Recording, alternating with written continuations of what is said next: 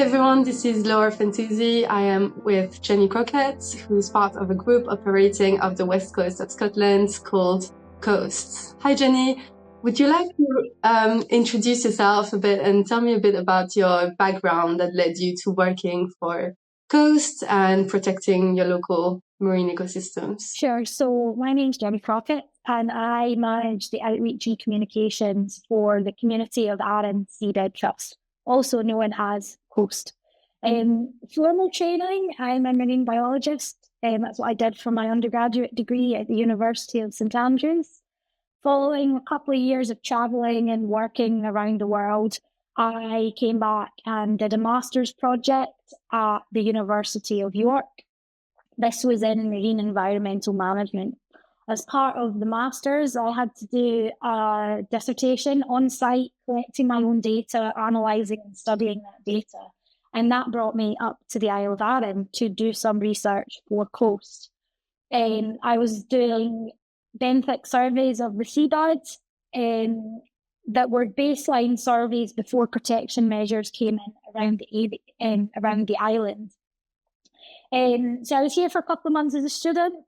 I got invited back to volunteer for Coast for a few months with the premise of it's easier to find a job in your field if you're volunteering in it. Little did I know that that job on the field would actually end up with the people that I was volunteering for. So I've now been employed by Coast since the start of 2016.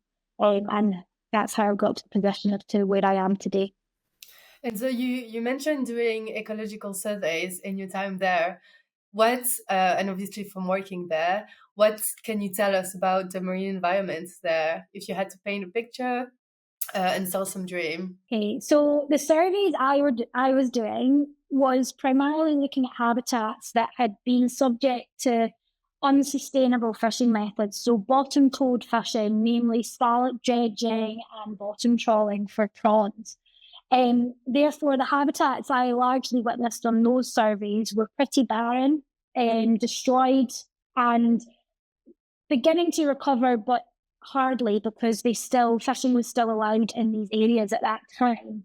In a stark contrast, one of my very first dives on Arran, an orientation dive before I started the surveys, I went diving in what is the Lamlash Bay no-take zone, an area that is highly protected and no fishing is allowed whatsoever.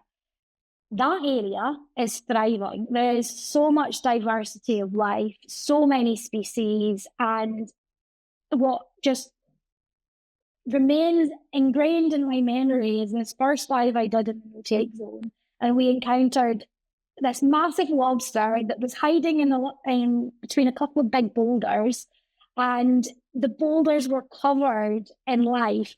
So your sessile animals that just attach to the boulders and grow, your sea squirts, Britain stars, hydroids, feather stars, and then there was this lobster nestled in amongst all this sessile life, and it was just wonderful. And that to me is diving in Scotland's seas. Up to that point, I didn't think Scottish seas had a lot of life in them, but that made me realise they really do. So there's definitely a contrast between areas around Arran where you dive and the life that's there. But the work that has gone on with Coast, even since I did those dives in 2016, sea life is starting to come back.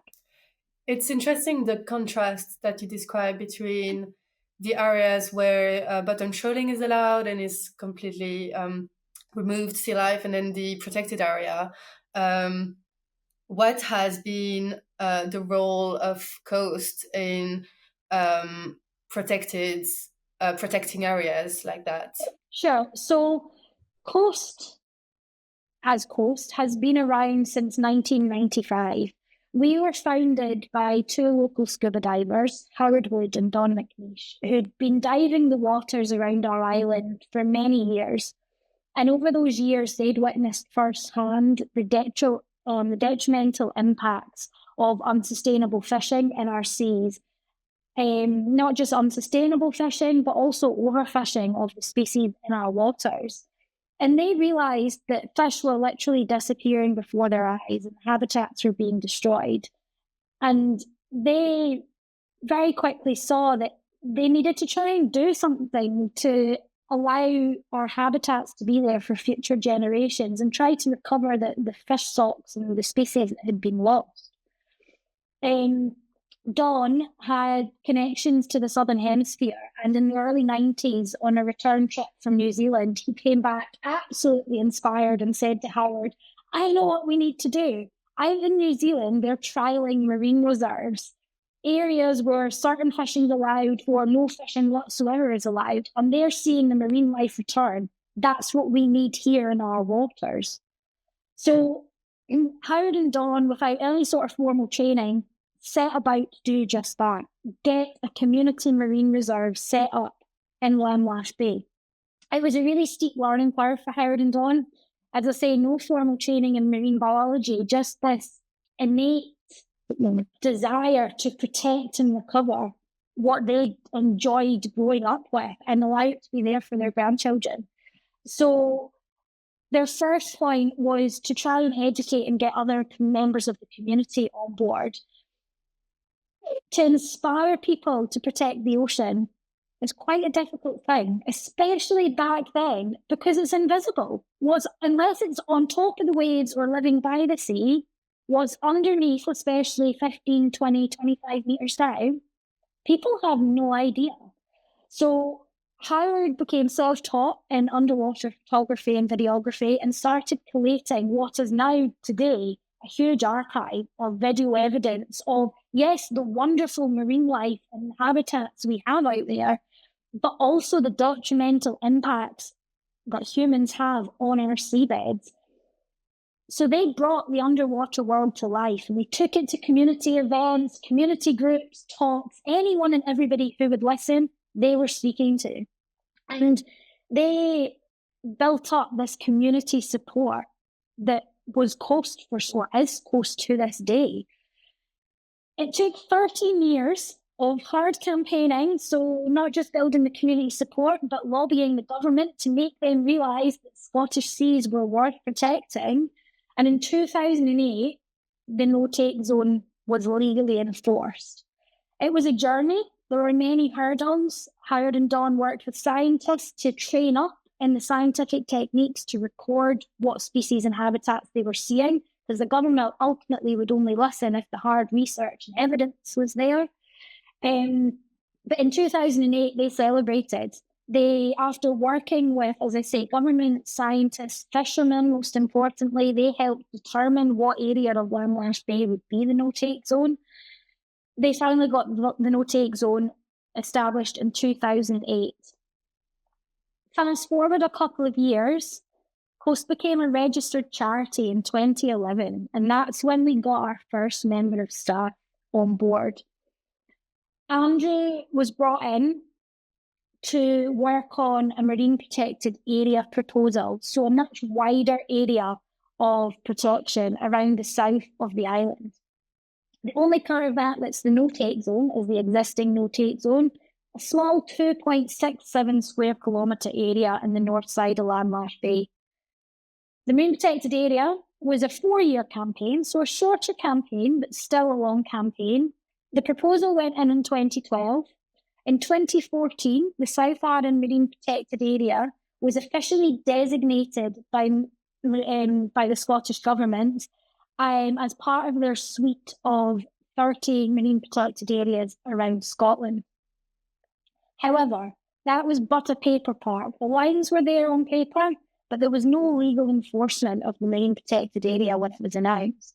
It took a further 2 years before the marine protected area was legally enforced by government, and that means fisheries management measures were brought into place.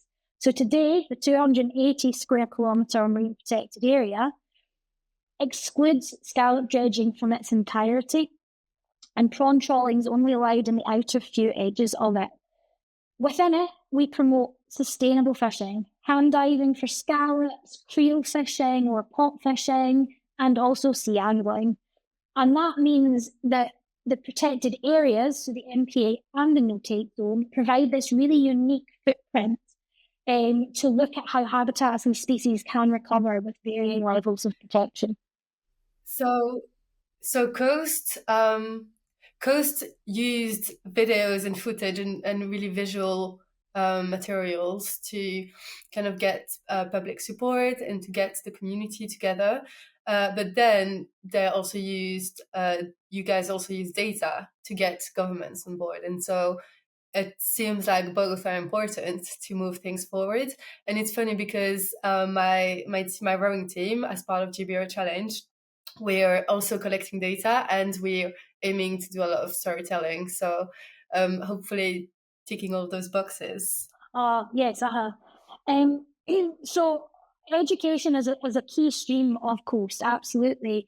And that does mean schools, of course it does, locals, community groups, and first and foremost, we have our very own Discovery Centre where people can come and find out the story of Coast, why Arran Seabed are so special, and find out how they can make a change in helping protect our waters. But as you say, there's a much wider audience and network of different groups who are trying to do their thing around their little pocket of sea. So we work with loads of different people, individuals, organisations, communities, to help them strive to do similar things that are appropriate for their areas. A key example of this, I guess you call it an example, was Coast were instrumental working with Fauna and Flora FFI and Fauna and Flora International. We were key partners with them to establish what is today known as the Coastal Communities Network Scotland. The network is made up of approximately 30 different community groups who are all trying to do what Coast did, except appropriate to their areas. Basically, Coast had a relationship with FFI, and through our work, and a colleague at FFI kept getting approached by different groups saying, we want to do this, we want to do that, protect our seas. And the colleague at FFI recognised that Coast had some lessons that could be shared so that other communities could replicate either our achievements, but also not replicate mistakes that had been made in our long journey. The CCN is a collaboration of locally focused community groups who are guided by a communal belief that coastal communities across Scotland are well placed to harness long-term solutions that ensure healthy and well-managed seas. And together we learn from each other, we share our stories, we do learning exchanges to actually visit each other in site, and we get together to give up network updates. And collectively, the CCN allows communities to have one really strong voice, especially when lobbying government for change. And so Coast has been involved in sharing these best practices with other groups all around the country, right? Can you tell me about that? So the CCN is larger scale, that's around Scotland, but local fishermen they absolutely have a voice in what goes on in their seas. Everybody has a voice as to what goes on in their waters. Coast relationship with local fishermen, as I say, the no-take zone was brought about with the work and in collaboration with local fishermen who helped decide where the boundaries of the no-take zone were. So originally, the no-take zone, the proposal was a community marine reserve for the entire Lamlash Bay area, with a small part of it, the no-take zone. But working with the fishermen, the community marine reserve, so the whole bay protection idea was scrapped, and the no-take zone became a larger area rather than a small subsection of a larger reserve. So working on the no-take zone project with local fishermen was very productive up until the final hour when they pulled support and decided they couldn't support it. But government still brought it in, but sadly since then it's become more difficult to work with certain sectors of the fishing industry. We try, and we certainly sit on panels where they sit. So the Clyde Marine Planning Partnership. There's voices from all sectors.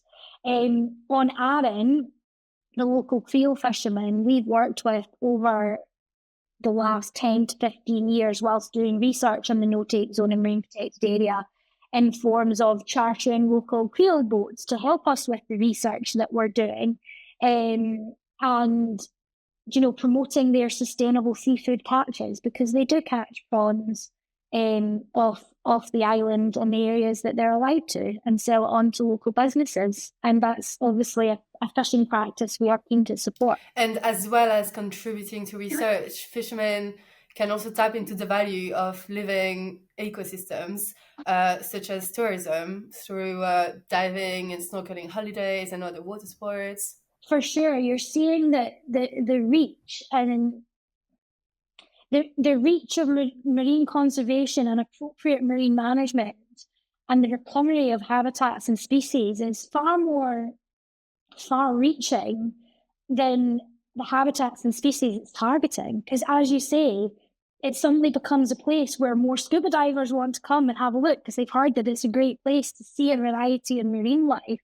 And then that's supporting further up the food chain your seals and your megafauna, from seals to dolphins to some whales, and that's attracting water sports providers, people doing kayaking tours, or even shore walks, coastal walks, and it's escalating up. And then our seas and land are inextricably linked, and that just proves that marine protection helps that, because as you say, it's tourism. We live on an island. That means anybody that's coming here isn't just coming here to do a sport, for example, scuba diving.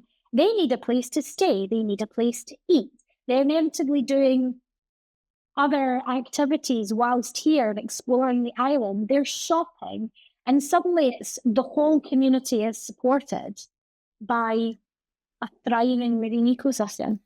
And so, a bit of a detour, but so you can be an actor of the regeneration of ocean ecosystems through funding the work necessary, such as what Coast is doing. And so, what kind of organizations fund the work that you are doing at Coast? Coast are largely funded by grants and foundations. So that we approach and apply for funding grants from to help us with our work. We rely on donations. We're a charity, so any donations are most welcome. We also run activities and events that we charge for, that help us a little bit, but largely it's grants and foundations we get money from. The government does grant us, the government does fund us on occasion, but again, we have to apply for a grant from them. It's part of an application. It's not just Coast, you're doing great work, here's some money to help. You mentioned it taking quite a few years between the idea of protection and actual protection, the no-take zone.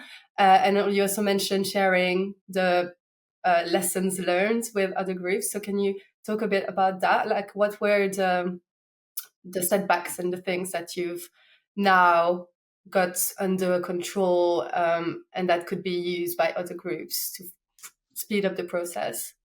I wouldn't necessarily say we've got everything under control. To try and affect change, there's got to be community engagement, like strong science, and also political will. Now, when Coast were fighting for the no-take zone, there was all three. The model was here. Yeah. If not, the no-take zone would never have been brought in. It was the foresight of the environment minister back then to be like, this area will help protect species in the long term. And that's why that policy was passed. The administration for the Scottish Government today, the political will is not there for areas like the no-take zone. So effective inshore fisheries management for around Scotland is a challenging thing. And yes, Coast have worked with the government to get the no-take zone brought in, but really it was people power that got that brought in. And effective inshore management will have to be moved forward through people power and communities campaigning together. And that's where the strength of networks like the Coastal Communities Network, where the strength of coalitions like the RC's coalition, who are working to bring back an inshore limit around Scotland's inshore waters, coalitions and networks like those will help us eventually get effective fisheries management around Scotland. And do you see that mindset picking up pace, picking up momentum and growing? Today, certainly, like everywhere you look, you're witnessing the blue planet effect. And that's a great thing. And even in the relatively short term, the last decade, I've been working particularly in the education sector of marine conservation. I've noticed a change in the knowledge and the passion, and particularly our young people. They are so inspired and so knowledgeable in what is happening to our seas and ways we should be interacting with our seas to protect them for future generations. But the sad thing is, they're fighting hard for the future that their predecessors took for granted, and they're having to fight for the future that their predecessors detrimentally impacted. They shouldn't have to be in this position. We should not have impacted our seas to such a way that our future generations are having to fight for what was once there. But there's definitely, in young people to scientists to the general public, there's definitely a shift on how people see our seas and their desire to protect them. And have you seen a difference between the before the protection, both the no-take zone and the marine protected area, and afterwards, in terms of nature coming back? Sure.